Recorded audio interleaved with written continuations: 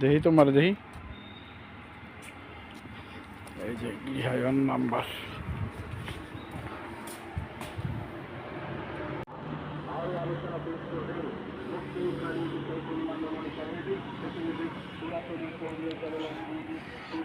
রোদ